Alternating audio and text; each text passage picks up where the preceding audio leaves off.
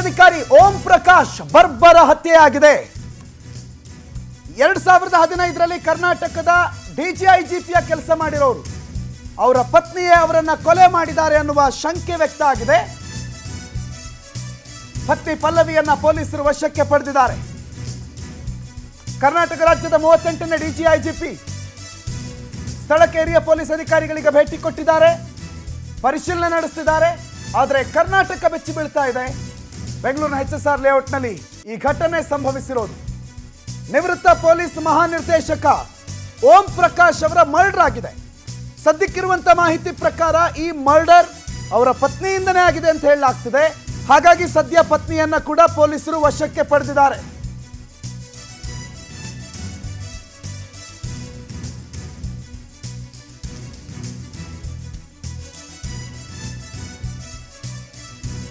ಕರ್ನಾಟಕದ 38ನೇ ಡಿಜಿಐಜಿಪಿಯ ಕೆಲಸ ಮಾಡಿದಂತ ಪೊಲೀಸ್ ಅಧಿಕಾರಿ, ನಿವೃತ್ತ ಪೊಲೀಸ್ ಅಧಿಕಾರಿ ರಕ್ತದ ಮಡುವಿನಲ್ಲಿ ಬಿದ್ದಿದ್ರು. ರಕ್ತದ ಮಡುವಿನಲ್ಲಿ ಬಿದ್ದಿದ್ದು ಮನೆಯೆಲ್ಲ ರಕ್ತ ಸಿಕ್ತವಾಗಿತ್ತು. ಅದನ್ನು ಪೊಲೀಸರು ಕಂಡು ಹೌಹಾರಿದ್ದಾರೆ. ಆದರೆ ಪತ್ನಿ ಮಾನಸಿಕ ಅಸ್ವಸ್ಥೆ ಅನ್ನುವಂಥ ಮಾತುಗಳು ಕೂಡ ಕೇಳಿ ಬರ್ತಾ ಇದೆ. 1981ರ ಬ್ಯಾಚ್ನ ಅಧಿಕಾರಿಯವರು 2015ರಲ್ಲಿ ಡಿಜಿಐಜಿಪಿಯ ಕೆಲಸ ಮಾಡಿದ್ರು. ಕರ್ನಾಟಕಕ್ಕೆ ಪೊಲೀಸ್ ಮಹಾನಿರ್ದೇಶಕರಾಗಿ, ರಾಜ್ಯದ 38ನೇ ಪೊಲೀಸ್ ಮಹಾನಿರ್ದೇಶಕರ ಕೆಲಸ ಮಾಡಿರುವವರು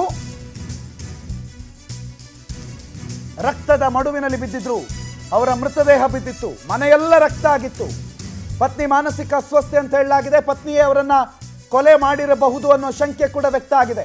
ಆದರೆ ಕೊಲೆಯ ಹಿಂದಿನ ಕಾರಣಗಳು, ಯಾರು ಕೊಲೆ ಮಾಡಿದ್ರು, ಯಾಕೆ ಕೊಲೆ ಮಾಡಿದ್ರು, ಎಲ್ಲ ಪ್ರಶ್ನೆಗಳು ಸದ್ಯಕ್ಕೆ ಯಾವುದಕ್ಕೂ ಉತ್ತರ ಇಲ್ಲ. ಉತ್ತರವನ್ನು ಹುಡುಕೋ ಕೆಲಸ ಪೊಲೀಸರ ತನಿಖೆಯಲ್ಲಿ ನಡೀತಾ ಇದೆ. But all of a sudden ಈ ಒಂದು ಸುದ್ದಿ ರಾಜ್ಯದ ಹಲವರನ್ನ ಬೆಚ್ಚಿ ಬೀಳಿಸಿದೆ.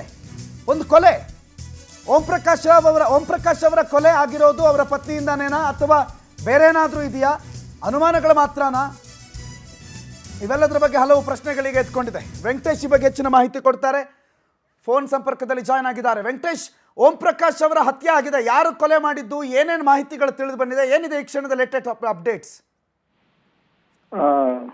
ಏನಂತ ಹೇಳಿದ್ರೆ, ಈಗಾಗಲೇ ಏನು ಓಂ ಪ್ರಕಾಶ್ ಹತ್ಯೆಗೆ ಸಂಬಂಧಪಟ್ಟಂತೆ ಅವರ ಪತ್ನಿಯನ್ನ ಕೂಡ ಪೊಲೀಸರು ವಶಕ್ಕೆ ಪಡೆದು ವಿಚಾರಣೆ ಮಾಡುವಂತ ಕೆಲಸವನ್ನ ಮಾಡ್ತಾ ಇದ್ದಾರೆ. ಅವರ ಮಗ ಕಾರ್ತಿಕ್ ಏನಿದ್ರೆ ಅವರು ಮನೆಯಲ್ಲಿ ಇರ್ಲಿಲ್ಲ.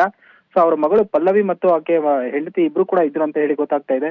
ಸೊ ಹತ್ಯೆ ಆದ ನಂತರ ಏನು ಒಂದು ಅಧಿಕಾರಿಗಳಿಗೆ ಪೊಲೀಸ್ ಠಾಣೆಗೆ ಒಂದು ಮಾಹಿತಿ ಬರುತ್ತೆ. ಆ ಮಾಹಿತಿ ಆಧಾರದ ಮೇಲೆ ತೆರಳಿದಂತಹ ಸಂದರ್ಭದಲ್ಲಿ ರಕ್ತದ ಮಡುವಿನಲ್ಲಿದ್ದಂತಹ ಏನು ಒಂದು ಓಂ ಪ್ರಕಾಶ್ ಇದ್ದಾರೆ, ಅವರ ಒಂದು ಮೃತದೇಹವನ್ನು ಕೂಡ ಸೆಂಟ್ ಜಾನ್ಸ್ ಆಸ್ಪತ್ರೆಗೆ ಶಿಫ್ಟ್ ಮಾಡಿದ್ದು, ಉಳಿದಂತೆ ಏನು ಪೊಲೀಸರು ಒಂದು ಪ್ರೊಸೀಜರ್ ಏನಿದೆ ಅದನ್ನೆಲ್ಲವನ್ನು ಕೂಡ ಕಂಪ್ಲೀಟ್ ಮಾಡಿರುವಂತದ್ದು. ಸದ್ಯಕ್ಕೆ ಅವರನ್ನ ವಶಕ್ಕೆ ಪಡೆದು ವಿಚಾರಣೆ ಮಾಡುವಂತಹ ಕೆಲಸವನ್ನ ಮಾಡ್ತಾ ಇದ್ದಾರೆ. ಅಂದ್ರೆ 2015ರ IPS ಬ್ಯಾಚ್ ಅಧಿಕಾರಿಯಾಗಿದ್ದಂತಹ ಇವರು ಡಿಜಿ ಆಗಿ ಒಂದು ಸೇವೆಯನ್ನು ಕೂಡ ಸಲ್ಲಿಸಿದ್ರು. ಇತ್ತೀಚೆಗೆ ರಿಟೈರ್ಡ್ ಆದ ನಂತರ ಒಂದು ವಿಶ್ರಾಂತಿ ಜೀವನವನ್ನು ಕೂಡ ನಡೆಸ್ತಾ ಇದ್ರು.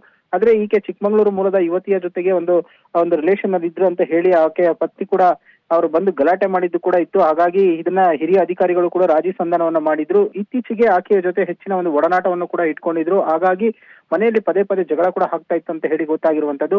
ಕೌಟುಂಬಿಕ ಕಲಹ ಹಿನ್ನೆಲೆಯಲ್ಲಿ ಈ ಒಂದು ಹತ್ಯೆ ಆಗಿರುವಂತಹದ್ದು ಕೂಡ ಮೇಲ್ನೋಟಕ್ಕೆ ಈಗ ಗೊತ್ತಾಗ್ತಾ ಇದೆ. ಸದ್ಯಕ್ಕೆ ಅವರನ್ನ ವಿಚಾರಣೆ ಮಾಡುವಂತ ಕೆಲಸವನ್ನು ಕೂಡ ಮುಂದುವರಿಸಿದ್ದಾರೆ. ಇದಾದ ನಂತರ ಏನು ಅವರ ಮಗ ಅವನಿಂದ ಕೂಡ ಸ್ಟೇಟ್ಮೆಂಟ್ ಪಡ್ಕೊಳ್ತಾರೆ. ಮತ್ತೆ ಮಗಳಿಂದ ಈ ಒಂದು ಕೊಲೆಯ ಒಂದು ಆರೋಪವನ್ನು ಹೊತ್ತಿರುವಂತ ಅವರ ಪತ್ನಿಯಿಂದ ಕೂಡ ಸ್ಟೇಟ್ಮೆಂಟ್ ಅನ್ನ ಪಡೆದುಕೊಳ್ಳುವಂತ ಕೆಲಸವನ್ನ ಮಾಡ್ತಾರೆ. ಯಾಕಂತ ಹೇಳಿದ್ರೆ ಒಂದು ರಾಜ್ಯದ ಒಂದು ಪ್ರತಿಷ್ಠಿತ ಹುದ್ದೆಯನ್ನ ಅಲಂಕರಿಸಿದ್ದವರು, ರಾಜ್ಯದ ಪೊಲೀಸ್ ಇಲಾಖೆಗೆ ಒಂದು ಸೇವೆಯನ್ನ ಸಲ್ಲಿಸಿದಂತಹವರು.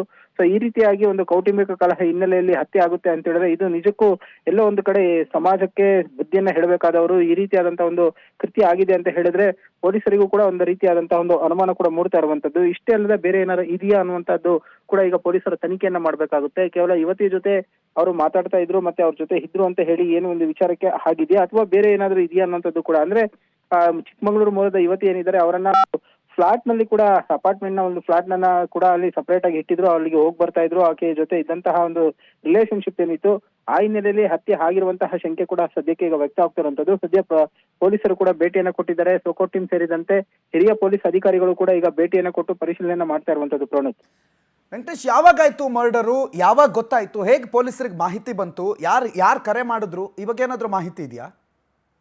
ಪ್ರಣೋತ್, ಈ ಹತ್ಯೆ ಇಂದು ನಡೆದಿದೆ ಅಂತ ಹೇಳಿ ಆಗ್ತಾ ಇದೆ. ಆದ್ರೆ ಇದುವರೆಗೂ ಕೂಡ ಯಾರು ಕೂಡ ಹೇಗಾಯ್ತು ಯಾರು ಅನ್ನೋದ್ರ ಬಗ್ಗೆ ಇನ್ನು ಮಾಹಿತಿಗಳನ್ನ ಕೂಡ ಹಂಚ್ಕೊಂಡಿಲ್ಲ. ಸದ್ಯಕ್ಕೆ HSR ಲೇಔಟ್ ಪೊಲೀಸ್ ಠಾಣೆಗೆ ಒಂದು ಕರೆ ಬರುತ್ತೆ. ಆ ಕರೆಯ ಆಧಾರದ ಮೇಲೆ ಅಲ್ಲಿಗೆ ತೆರಳಿದಂತ ಸಂದರ್ಭದಲ್ಲಿ ಒಂದು ಕೊಲೆ ಆಗಿರುವಂತದ್ದು ಕೂಡ ಗೊತ್ತಾಗುತ್ತೆ. ಅಂದ್ರೆ ಇಲ್ಲಿಗೆ ಬಂದಂತ ಕರೆ ಏನೆಂದ್ರೆ ಅವ್ರಿಗೂ ಕೂಡ ಒಂದು ಶಾಕ್ ಆಗಿರುವಂತಹದ್ದು. ಸೊ ಆ ಸಂದರ್ಭದಲ್ಲಿ ಅವ್ರಿಗೆ ಹೋದಂತ ವೇಳೆಯಲ್ಲಿ ಈ ಒಂದು ಕೃತ್ಯ ಗೊತ್ತಾಗಿದೆ. ಆದ್ರೆ ಎಕ್ಸಾಕ್ಟ್ ಆಗಿ ಯಾರು ಏನು ಅನ್ನೋದ್ರ ಬಗ್ಗೆ ಕೂಡ ಹಿರಿಯ ಅಧಿಕಾರಿಗಳು ಎಲ್ಲೂ ಕೂಡ ಏನೋ ಒಂದು ಮಾಹಿತಿಯನ್ನ ಬಿಟ್ಕೊಡ್ತಾ ಇಲ್ಲ. ಸದ್ಯಕ್ಕೆ ಈಗ ತನಿಖೆಯನ್ನು ಕೂಡ ಮುಂದುವರಿಸ್ತಾ ಇದ್ದಾರೆ.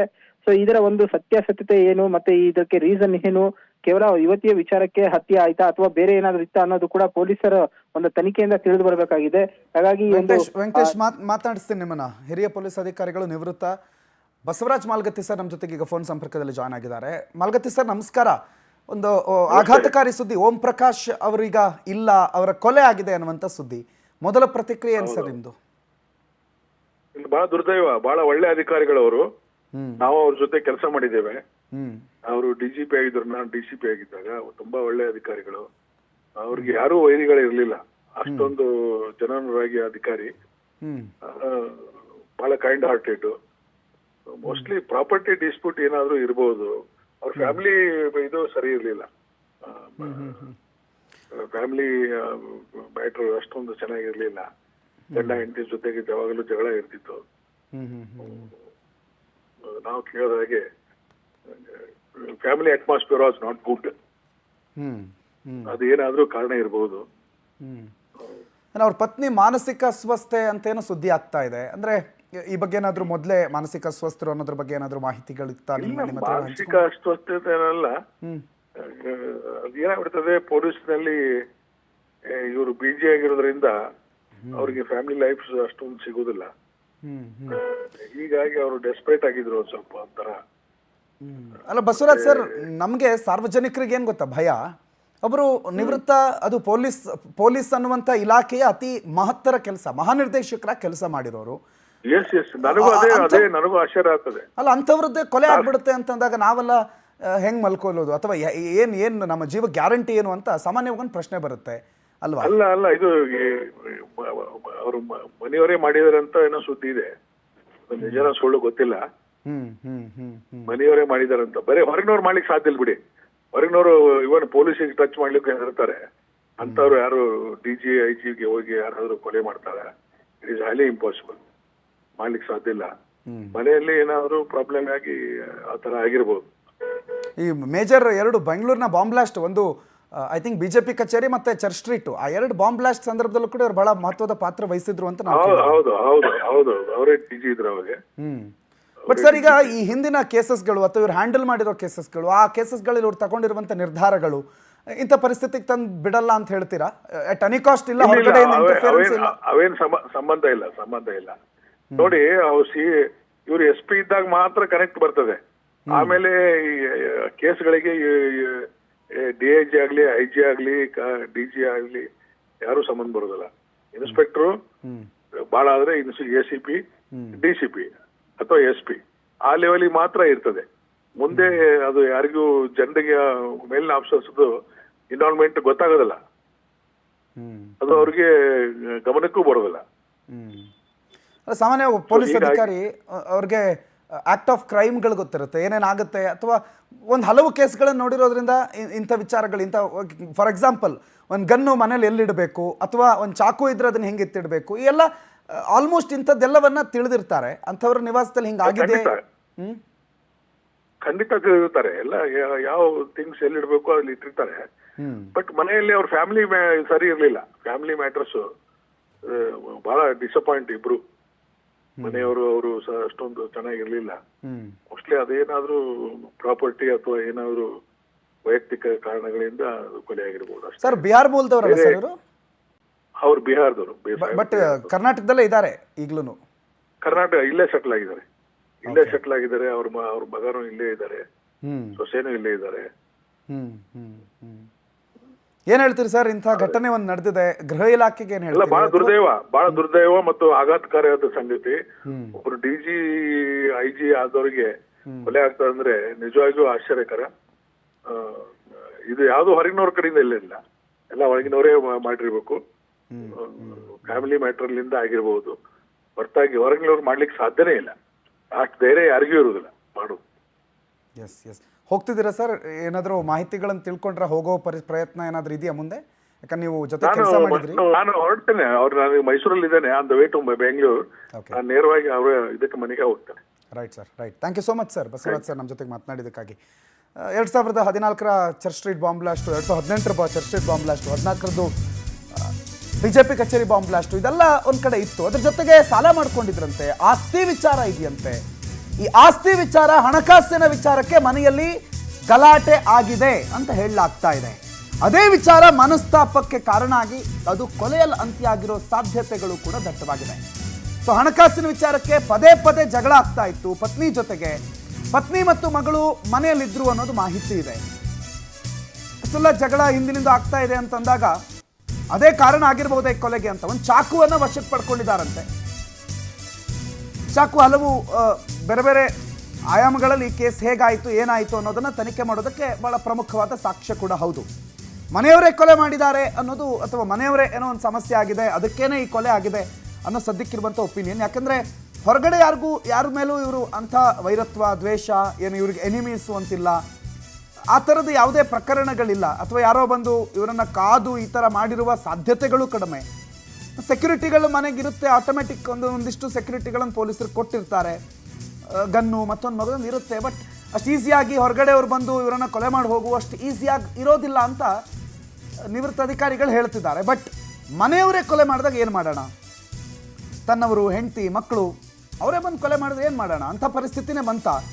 ಏನು ಕಾರಣ ಅನ್ನೋದು ಸದ್ಯಕ್ಕೆ ಪ್ರಾಥಮಿಕವಾಗಿ ತಿಳಿದು ಬರ್ತಾ ಇರೋದು ಒಂದು ಆಸ್ತಿ ವ್ಯಾಜ್ಯ. ಅವ್ರ ಜೊತೆ ಕೆಲಸ ಮಾಡಿರುವವರು ಕೂಡ ಹೇಳ್ತಾರೆ, ಅವರ ಪತಿ ಪತ್ನಿ ಸಂಬಂಧ ಸರಿ ಇರಲಿಲ್ಲ, ಪದೇ ಪದೇ ಗಲಾಟೆ ಆಗ್ತಿತ್ತು, ಪದೇ ಪದೇ ಜಗಳ ಆಗ್ತಾ ಇತ್ತು, ಅದನ್ನೆಲ್ಲ ನಾವು ನೋಡಿದ್ದೀವಿ ಅಂತ. ಸಾಮಾನ್ಯವಾಗಿ ಇಂಥ ಜಗಳ ಗಲಾಟೆಗಳು ಇಷ್ಟು ವಿಕೋಪಕ್ಕೆ ಹೋಗಬಹುದಾ? ಇಷ್ಟು ವಿಕೋಪಕ್ಕೆ ಹೋಗಿ ಒಂದು ಕೊಲೆ ಮಾಡುವ ಮನಸ್ಥಿತಿಗಳು ಹುಟ್ಕೋಬಹುದಾ ಅಂತಂದರೆ ಅದು ಎಂಥ ವ್ಯಾಜ್ಯ ಇರ್ಬೋದು? ವಿಪರೀತ ಸಾಲ ಅಂತ ಒಂದು ಕಡೆ, ಇನ್ನು ಹಣಕಾಸಿನ ವಿಚಾರ, ವ್ಯಾಜ್ಯದ ವಿಚಾರ, ಸೈಟು ಅಥವಾ ಏನೋ ಅವರ ಪ್ರಾಪರ್ಟಿ ವಿಚಾರದಲ್ಲಿ ಗಲಾಟೆ ಆಗಿ ಕೊಲೆ ಆಗಿದೆ ಅನ್ನುವಂಥದ್ದು ಸದ್ಯಕ್ಕೆ ಪ್ರಾಥಮಿಕವಾಗಿ ತಿಳಿದು ಬಂದಿರೋ ಮಾಹಿತಿ. ಇನ್ನೂ ಹಲವು ವಿಚಾರಗಳನ್ನು ಪೊಲೀಸರು ಕಲೆ ಹಾಕೋದಿದೆ. ಬಟ್ ಒಂದು ಚಾಕು ಸಿಕ್ಕಿದೆ, ಅದನ್ನೇ ಇವರನ್ನು ಕೊಲೆ ಮಾಡುವ ಕೃತ್ಯಕ್ಕೆ ಬಳಸಲಾಗಿದೆ ಅಂತ ಕೂಡ ಹೇಳಲಾಗ್ತದೆ.